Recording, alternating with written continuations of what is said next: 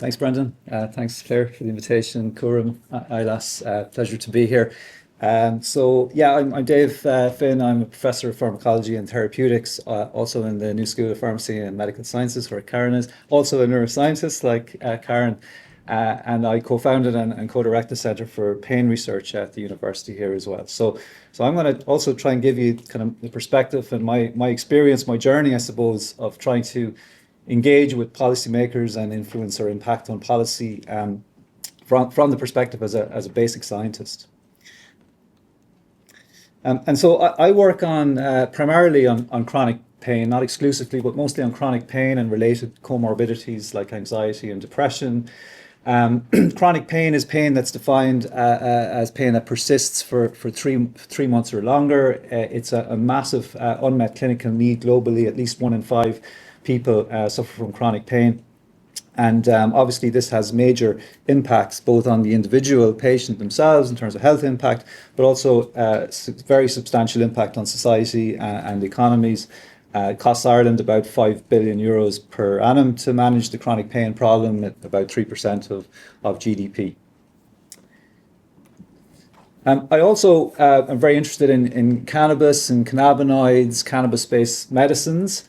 I'm not going to delve too deeply into this, except to say that it's an interesting area. It's somewhat or sometimes controversial or sensitive because whilst on the one hand there's a lot of medicinal potential within the plant and related molecules, on the other hand, of course, we know about its misuse and recreational use, potential for adverse effects on health and so forth. So there's that sort of double-edged sword and sensitivity around it. But very interesting plant, lots of potential utility, not just in health but beyond. The pharmacologically active components within the cannabis plant that we're interested in are called cannabinoids or phytocannabinoids. There's well over 100 of those.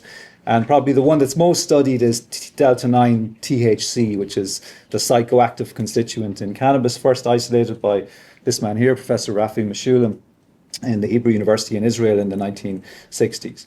And you might be familiar and seen on the streets or in the pharmacies or the health food stores, CBD. It's kind of topical at the moment. That's another cannabinoid that's found in the cannabis plant. And again, there's some controversy around that as to how effective it really is and how pure it is when we get it in health food stores and so on. So that's a little bit of context. The other bit of context is that these cannabinoids work on this endogenous system, the body's own system that we call the endocannabinoid system or endogenous cannabinoid system. So this is a signaling system that we all have in our bodies, in most cells and tissues in our body. And it's made up of receptors that are proteins that the cannabinoid drugs target these receptors, CB1 and CB2. And then we make our own cannabis-like molecules in our bodies as well, and they're called endocannabinoids. And the two best studied there are anandamide and 2-AG. So these are kind of like the body's own marijuana-like chemicals, if you like. And then there's enzymes that either make or break down those endocannabinoids, right? So this is a whole signaling system in the body. But one of the issues I face as a scientist working in the area is that a lot of the time people conflate cannabis with these endogenous cannabinoids. You know, the general public don't or can't distinguish or don't understand enough to distinguish between those two. And so on the one hand, yes, cannabis is a very complex beast. There's over 600-700 different molecules within cannabis. There is some potential for benefit, but there's also potential for harm. There's the potential for dependence and psychosis and schizophrenia and so on. On the other hand, there's this endogenous physiological signaling system, which it presents to us a very rich kind of plethora of potential therapeutic targets, and that if we can understand this system, we'll understand more about physiology and disease, but also potentially identify new drug targets. And so I, as a scientist, try to inform that debate and that understanding and try and point out that when we're talking about this endogenous physiological system, we're not necessarily talking about cannabis, that there is a distinction there. I've been working in this area now for over 25 years, and We published like over 200 papers on these kinds of topics, demonstrating a role for this endocannabinoid system in things like pain, mood, metabolism, immune system, cognition, and others. So there's a lot of potential within the system, both in terms of fundamental understanding of these conditions and potential novel treatments. And I guess that sort of underpinning activity, scientific activity, research, laboratory-based research, has led to some media attention over the years. And these are just some examples, in Irish Independent, Irish Times, and so on. Some international attention. We also were the focus of an episode of 10 Things to Know About pain that RTE broadcasted a few years ago. But if I could kind of trace my beginnings of my involvement in impacting on policy to one thing, it would be that one thing up on the top right there, which is a letter to the editor of the Irish Times that I wrote back in I think it was 2016, when there was the kind of the debate around medical cannabis was kind of raging in Ireland at the time. And it was very polarized, I felt, when I was reading it. And I felt it would benefit from some kind of expert insights and input. And so I wrote this letter to the editor of the Irish Times. It was published. And off the back of that, I got a lot of requests to engage with the public, with policymakers, with politicians, which I'm going to speak a little bit more about now. So I think, others have spoken about it as well, but outreach and public engagement can be a window, definitely, I feel, into impacting on policy, and it certainly was for me. So I did get invited to join an Oireachtas Health Committee in our Parliament here in Ireland in 2017 to advise on the whole medical cannabis question. I got the privilege to meet Taoiseach. He was Taoiseach then. He's still Taoiseach, Micheál Martin, and that was a real honour. And it's like these Oireachtas Health Committees are interesting experiences. It was a 4-hour grilling, frankly, on everything and anything related to medical cannabis. Very, very interesting. A little daunting too. It was my first such experience at the time. But really interesting, and would highly recommend anyone to do it if they get the invitation, but to be prepared as well. Then I also got invited by the Health Products Regulatory Authority, which is kind of the Irish equivalent of the FDA, I suppose, to advise on the question around medical cannabis, again, for the Minister for Health. And I suppose arising from those kinds of interactions with the government and with the HPRA, and absolutely not solely or even in any kind of major way through my involvement, but the body of work that the government did and the HPRA did at that time, to which I contributed just a little piece, ultimately led to the Minister for Health signing legislation to set up a medical cannabis access programme in Ireland to facilitate access to patients and doctors to cannabis-based products for medical use for a limited number of indications. Throughout that, I suppose, that engagement with policymakers was kind of underpinned by work I was doing as part of international task forces, and there were two major ones in particular. The two largest academic societies in the world for pain, the European Pain Federation and the International Association for the Study of Pain, IASP, they both set up presidential task forces to look at the question of cannabis for pain and to make recommendations to globally to stakeholders, including healthcare practitioners, but also policymakers and so forth. So, and I was invited to join both of these task forces. This is the first position paper that we published from the European Pain Federation, and then there was a major set of outputs from the International Association for the Study of Pain's task force in this area as well. So I'm not going to go into detail on all these papers, but basically they reviewed the kind of basic science evidence, the clinical trials based evidence, It's a little mix. The basic science is really strong in support of cannabinoids for pain. The clinical evidence isn't so strong. But it was basically evidence-based informing of the debate globally. And there were two quite important papers, arguably our two most important outputs. One which was on the societal issues and policy implications around cannabinoids and cannabis-based medicines for pain management, and a second then which set a research roadmap or research agenda for the community globally, the research community globally in this area. There were a few other, I think, places where I had the opportunity to influence policy a bit. Teagasc got in touch with me a few years ago. They were very interested in growing cannabis and hemp in Ireland for sustainability as a crop, working towards better environmental sustainability. And so I had the opportunity to feed in there, which was really, really interesting and kind of took me out of my comfort zone a little bit, but I tried to pull it back to my comfort zone when I could, and you learn a lot in these things.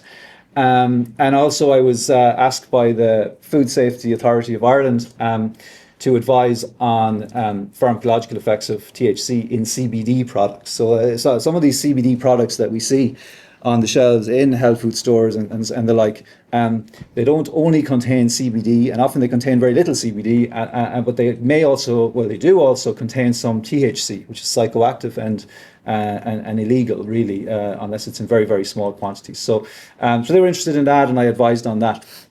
But one thing I've discovered really recently is this website called Overton, which if you don't already know about it, I just wanted to make you aware of it. And I'm sure lots of you probably do already know about it, and apologies. But Overton is a website which is subscribed to by our University of Galway, and is a place where you can search for how your research has had an impact on policy. It's fantastic. So you can put in your name and pull up all your publications and see which ones have been cited in policy documents around the world. So I only discovered it recently. I think I just pulled out some examples. So I had no idea that this paper here that I was a co-author on was kind of pretty important in interactions between the state of Michigan and the University of Michigan on grant work. This one here was cited by the UK government in a document on medical cannabis and road safety. I have no idea otherwise. And then this paper here has informed policy in Germany and in Quebec around their health system. So you can be very surprised what you find there. It's well worth a look.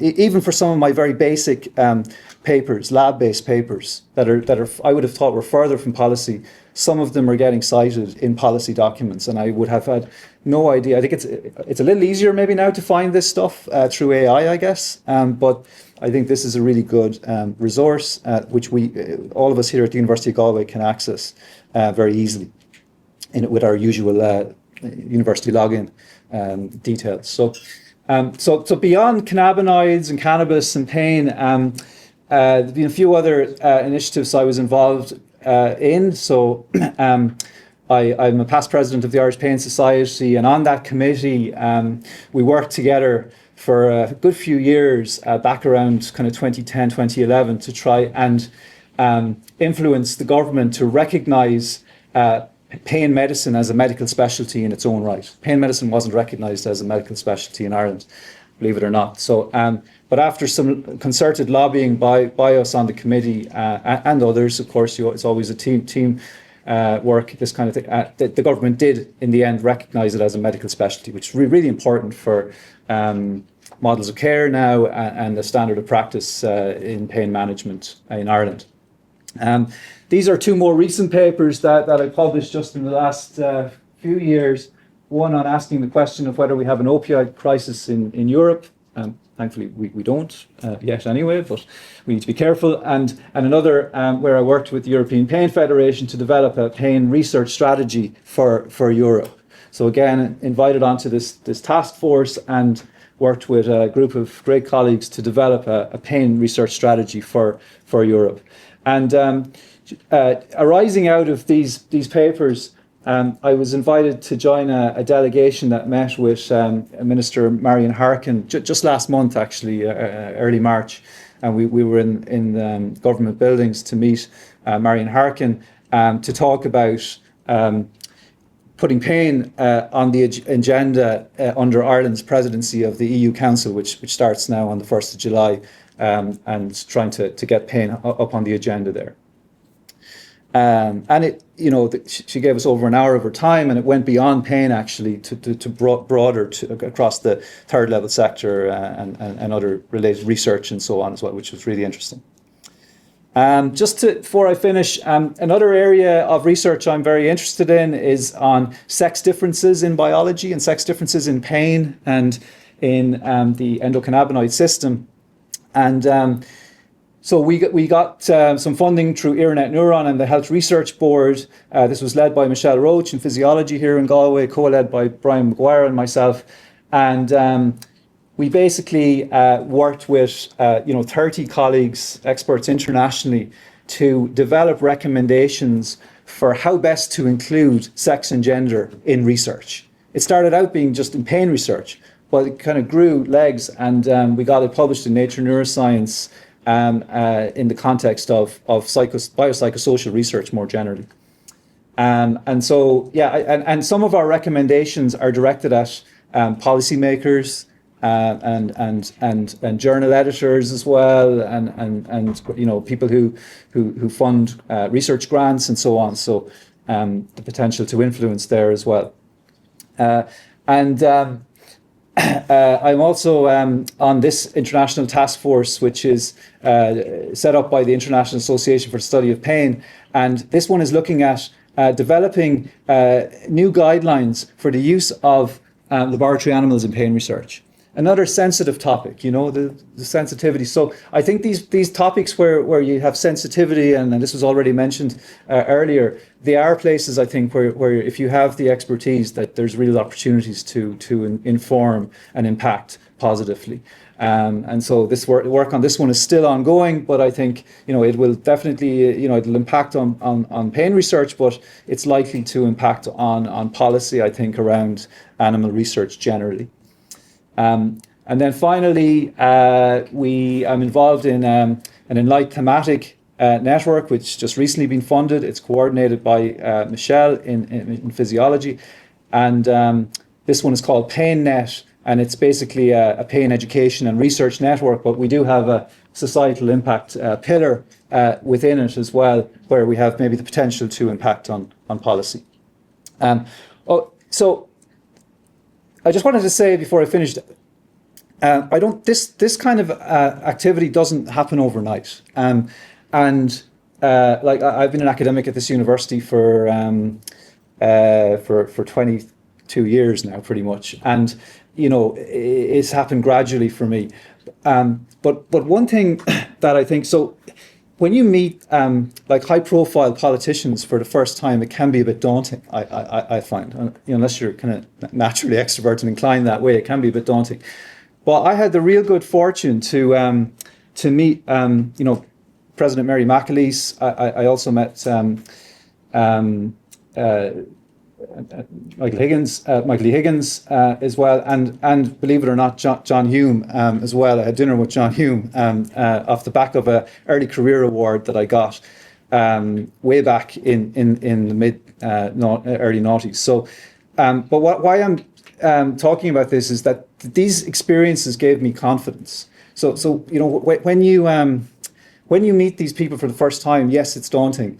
But the more times it happens, the more confidence I think you build, and you can gain confidence from your interactions and your experiences.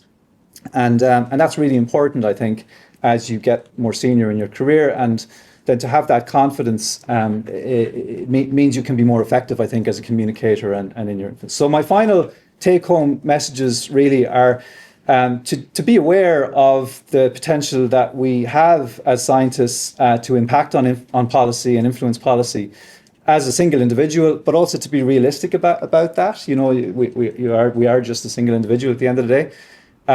But there are many ways that we can engage and influence. through our publications, our scientific publications, through the print media, but also through radio, TV. I found being on task forces very effective, giving public lectures, and then actually meeting with the politicians. So there's lots of different ways that we can engage. And definitely collaboration with others has been really instrumental for me and can amplify, I think, our impact and influence. It's good to think really carefully about the key message that you want to try and convey, and always ensure it's evidence-based. That's our strength as academics, that we can always be evidence-based, and that's, if we stick to that, we always be on safe ground. And then to just try and be brave and confident when engaging with policymakers. That takes time and grows. You gain that with experience, but I think that's an important one too. So I'll leave it there.